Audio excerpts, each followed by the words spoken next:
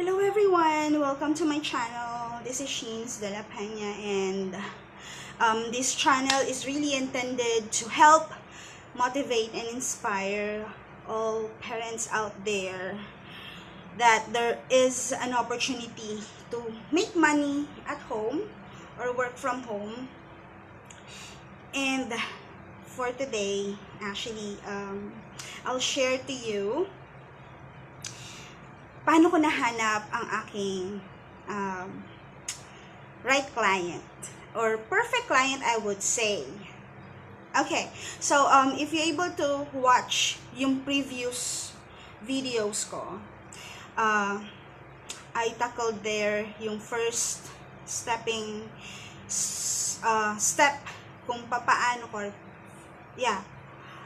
kung papaano ako nakapag-start ng working from home, and there are also some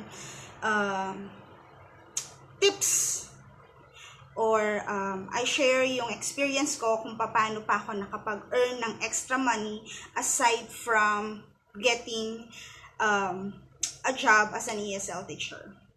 So as the days go by, weeks, years, I realize na parang mas mag-e-enjoy ako sa task as virtual assistant. As I've said, nag-ESL teacher ako, nag-quality analyst ako as side gig. Pero upon going into a journey, working from home, I'll just say na mas magiging masaya ako for a virtual assistant position. Why? Because virtual assistant is a multi-function skill job or position na pwede mong i-provide kay client. Ano-ano ba yan? So, una, you should have customer service skill. And it must be in all communication channel like phones, chat, emails, and social media, or in any kind of system pa ni client.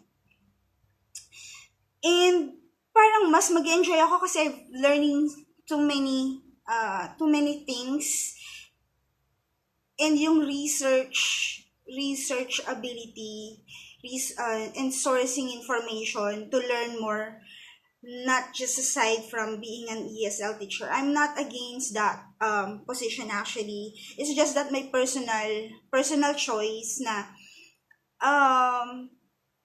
maraming branches na pwede mong puntahan when you are a virtual assistant. And at the same time, you can actually ask your client for a higher rate because you are much more flexible, or mas marami yung ma-offer mo sa kanyang skills and service dahil mas marami kang alam. So I started actually searching for a job na virtual assistant.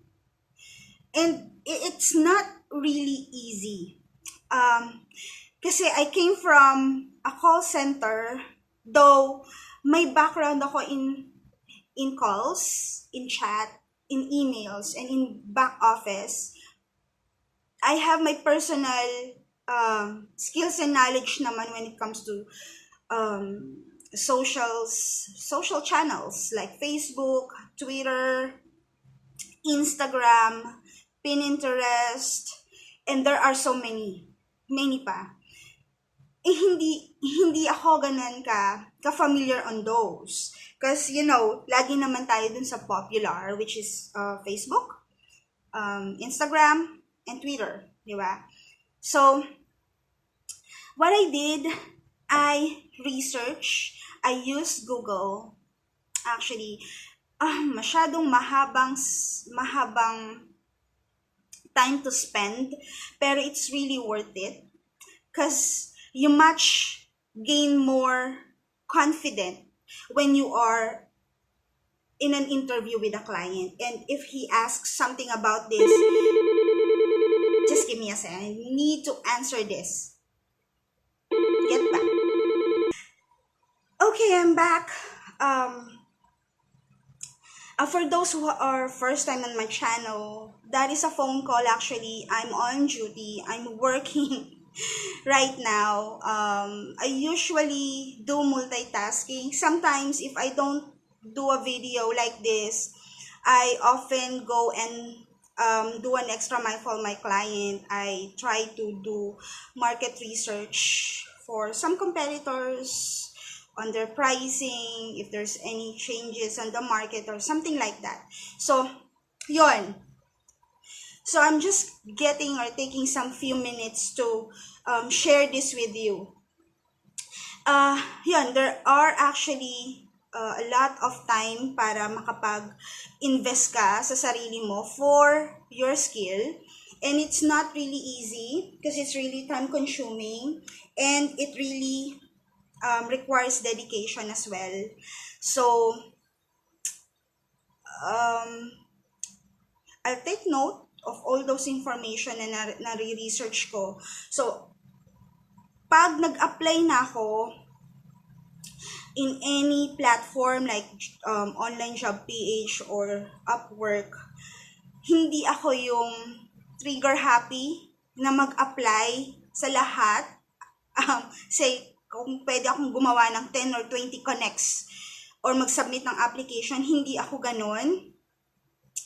I carefully select kung ano yung mga a-applyan ko. And I'll tell you why on my next video. So, once I targeted at least 3 to 5 actually, 3 to 5 job related in virtual assistant, I applied to it. And there's actually a chance na talagang magkakaroon ka ng interview invite from the client. And this is the time I need to get prepared actually. So, aside from doing research, adding up knowledge about the tools, na hindi ko talaga nagamit at all, but at least I do have the basic knowledge of that functions, kung anong klase yung specific tool na yon. So, when it comes to interview, I get prepared. So, ano ba yung mga kailangan mong i-prepare for interview? I'll take note of that on the next video. We will discuss that. So, during interview, mas nakapag-gain ako ng confident kasi ready ako in terms of discussion kay client. Okay. Just give me a second. Another call.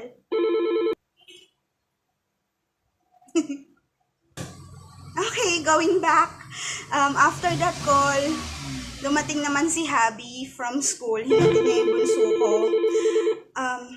Okay, another call. Just give me a second.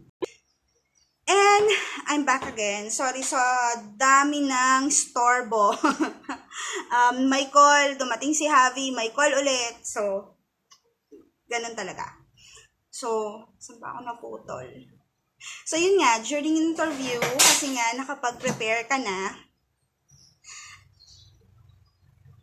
at mas handa ka in all kind of questions na ni client, mas madali yung chance or mas mataas yung chance na makapasa ka sa interview. And aside from that, if the client already posted or give yung link ng website nila, I make sure na pinupuntahan ko yon. Tinitignan ko at sinicheck ko rin kung may mga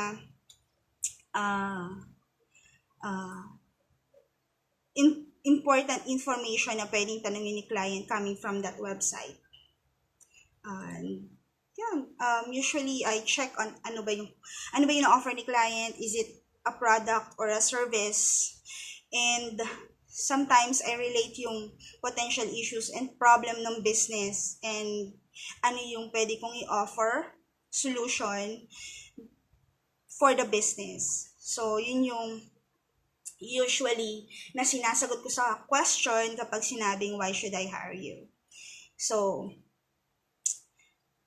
and going back na nakita ko na yung right client ko is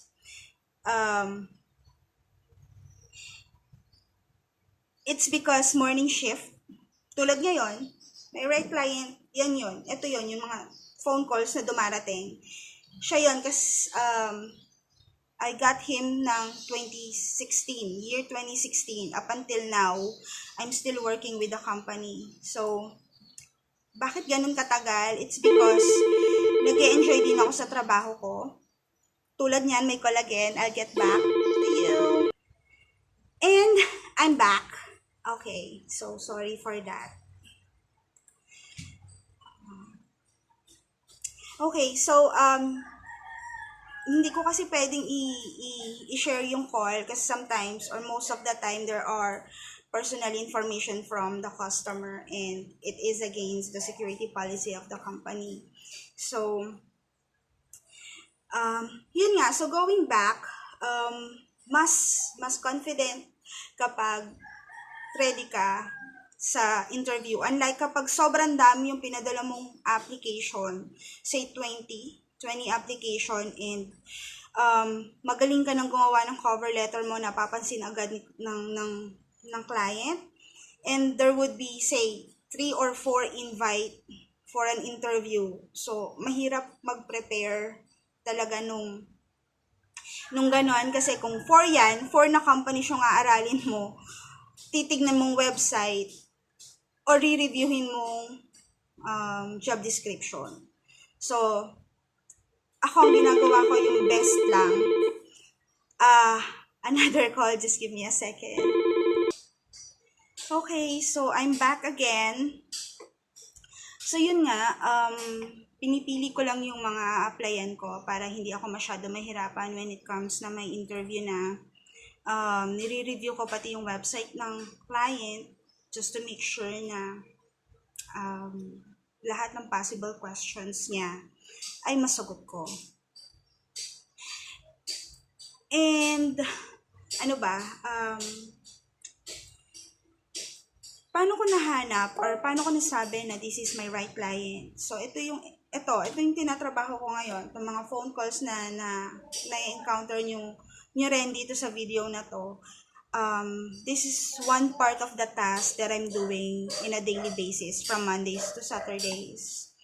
And normally, nag-start ang shift ko from 6 to 10 or 6 to 3 or 6 to 2. So, it really depends doon sa schedule kung ano yung naka-plot per month.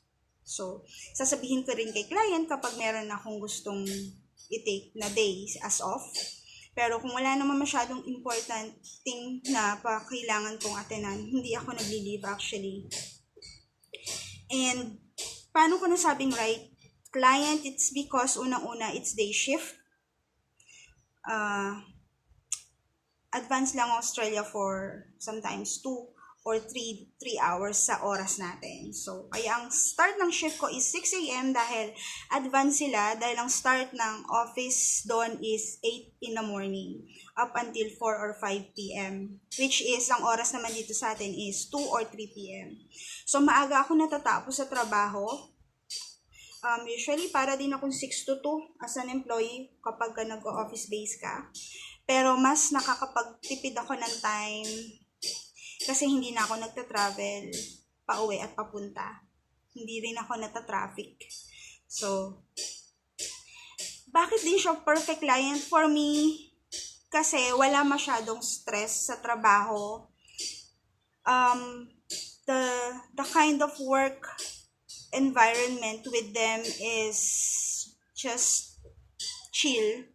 Cool. Chill lang yung mode namin every time na kung may issue, may update, we'll just take seriously pero hindi ganon ka pushy or ka pressure yung kliyente na to. And I'll also make sure na I'll keep myself talaga na dependable ako at reliable sa client. For example, wala akong kuryente. or may power outage na schedule or unscheduled, I'll always make sure na I'll inform them immediately. Whatever it takes, kailangan may mobile data ko para sabihin kung ano yung nangyayari sa akin. Hindi yung basta-basta na lang ako nawawala.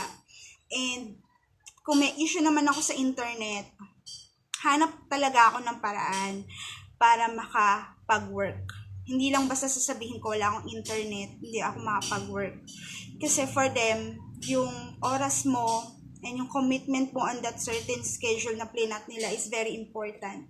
Especially kung yung day na yon, like today, Friday, and Saturday weekend, it is very crucial kasi maraming nagbo-book ng order, and sometimes may partner company din yung client ko na I have to support in every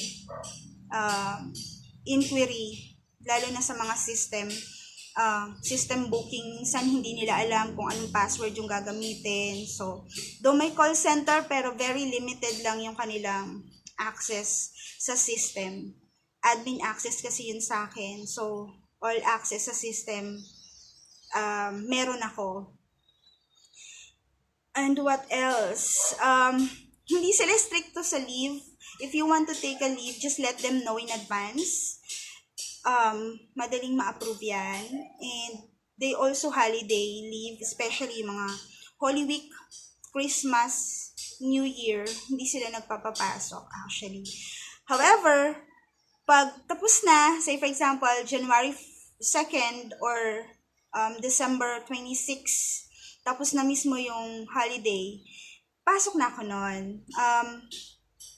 Yung iba ko naman kasama, counterpart ko dun sa Australia, they still extend their leave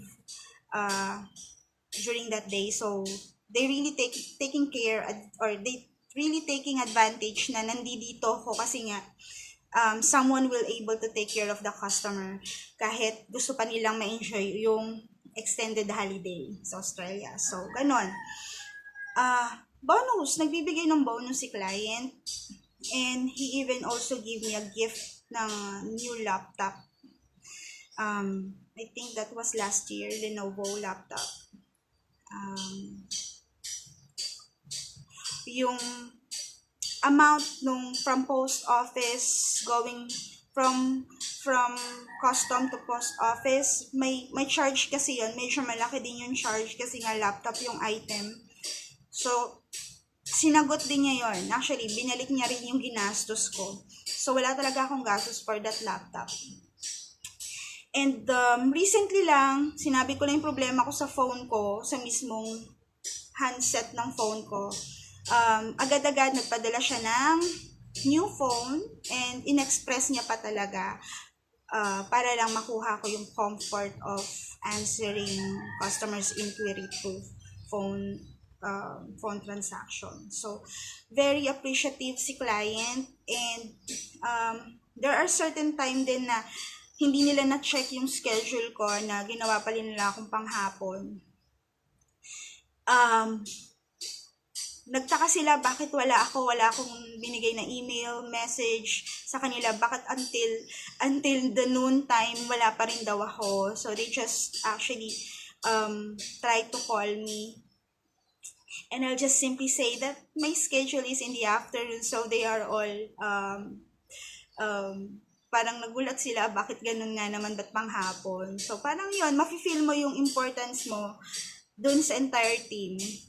And for me, that is right client. Wala akong masyadong pressure compare sa other work na na-experience ko, na sometimes pag wala kang kuryente and you are actually teaching, bawas, hindi ka bayad. Actually, yun yung masakit. Pero sa kanila, if say wala kang kuryente, you can still actually get paid as long as makumpleto mo din yung 8 hours mo. So, you can still cover up dun sa nawala mong oras. So, yun yung kagandahan din sa kliyente na nakuha ko.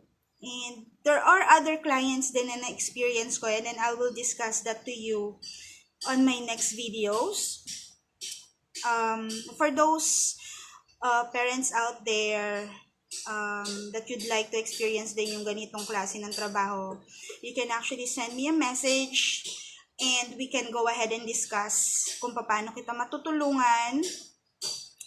And, yun, I know na meron din kayong makukuhang right client for you.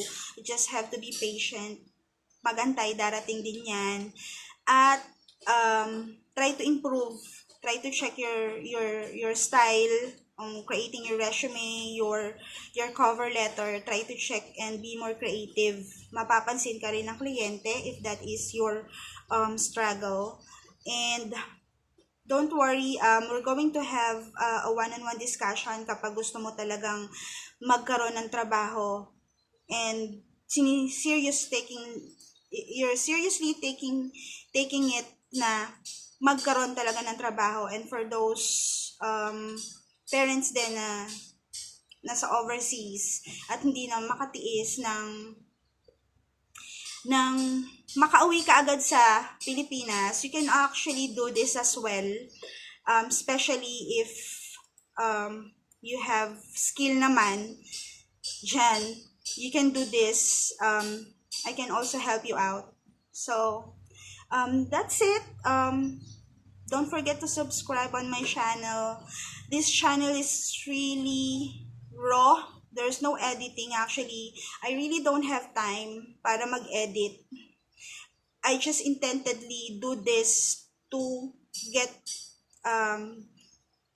people be motivated and more inspired that there is a money or pera sa bahay at doon makakapagtrabaho ka din, katulad namin. So, that's it for now. Thank you for watching. And I'd like to share to you my husband. He's doing something. He's working actually. Extended na. Say hi to them. No. Okay, so that's it for now. Maybe I can ask him to create a video as well. Share niya kung paano niya ginagawa yung trabaho niya. And yeah, that's it. That's it, everyone. Thank you for watching. Don't forget to subscribe. Goodbye.